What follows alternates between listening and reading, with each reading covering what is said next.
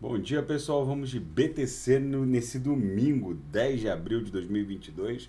Agora 11h11 aqui na Espanha, no Brasil, 6h11 da manhã.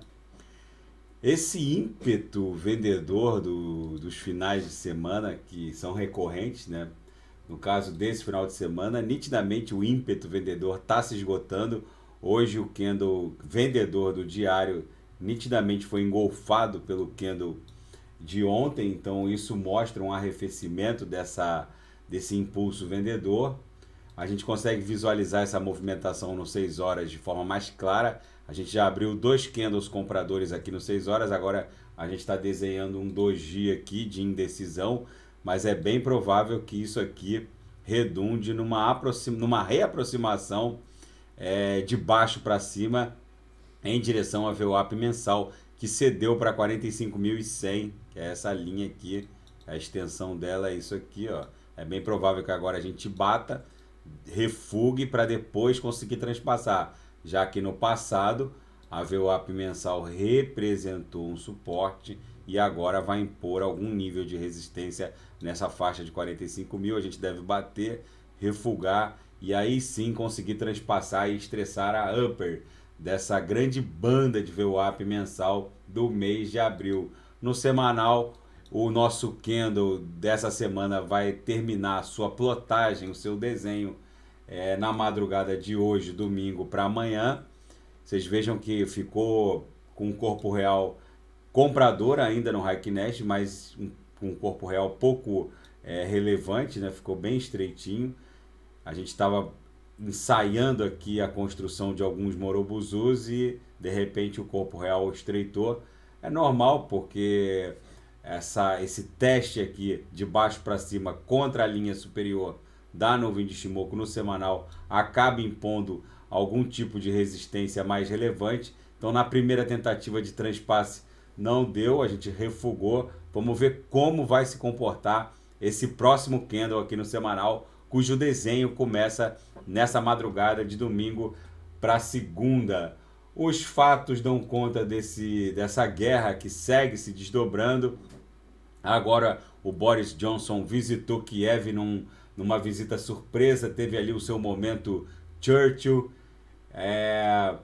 O petróleo russo segue fluindo para a Europa por caminhos obscuros. Agora, reguladores descobriram que a Shell conseguiu acalmar a demanda por petróleo e a opinião pública, misturando aos barris de combustível 49,99% de óleo russo e 50,01% de óleo de outros lugares. Ou seja, não é possível afirmar que tecnicamente o óleo seja de origem russa.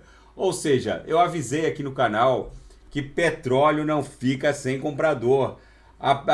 Esses 11 milhões de barris de petróleo dia que a Rússia produz vão ser escoados de qualquer maneira para qualquer lugar, nem que seja por via naval em direção à China ou à Índia, por oleodutos, obviamente, que o embargo imposto pela zona do euro, pelos Estados Unidos da América, acabou brecando o escoamento via oleoduto. O gasoduto ainda não foi cortado, justamente porque a Europa depende desses gasodutos, mas os oleodutos acabam encontrando caminhos obscuros para contornar o bloqueio dos oleodutos. Então, eu avisei aqui no canal que a Rússia está jogando um jogo de xadrez, agora com o rublo indexado ao ouro, ele voltou ao seu patamar cotacional pré-conflito.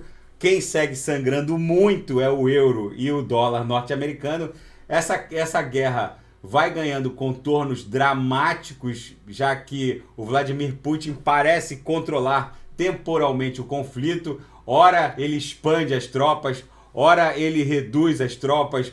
Agora ele colocou um comandante que teve uma atuação icônica na Síria para se reaproximar para retomar a aproximação das tropas em direção a Kiev. Vamos ver como isso vai se desdobrar.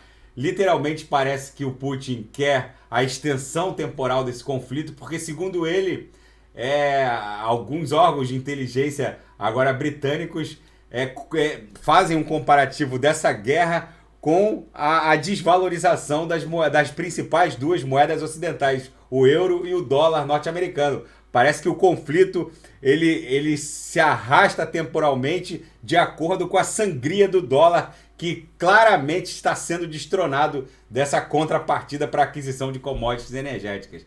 Agora, mais uma economista dá conta aqui na Bloomberg de que os títulos, os treasuries do Tesouro norte-americano estão em coma, com a maior taxa de juros negativadas da história.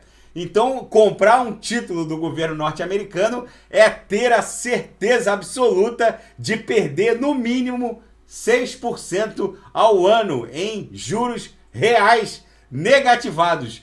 Perguntaram para essa economista se os títulos vão morrer, se o Fed parar de comprá-los.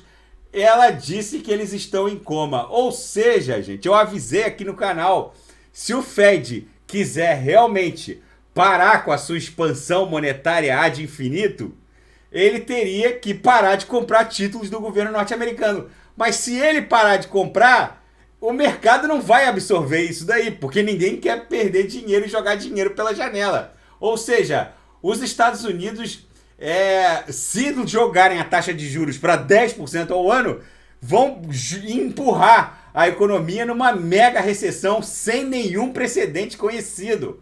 Se ficar como tá, ninguém vai querer esses títulos que já começam a ser considerados como algo meio podre. Ou seja, a gente morre e não vê tudo.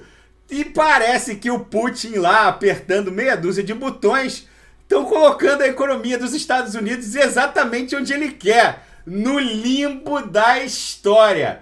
E os banqueiros centrais agora estão acusando o Federal Reserve de toda essa confusão no sistema financeiro internacional. Agora, um banqueiro e um analista de um grande banco norte-americano está dizendo que essa mega bolha tecnológica que catapultou o market cap das Big Techs de 6,5 trilhões para o pico de 21 trilhões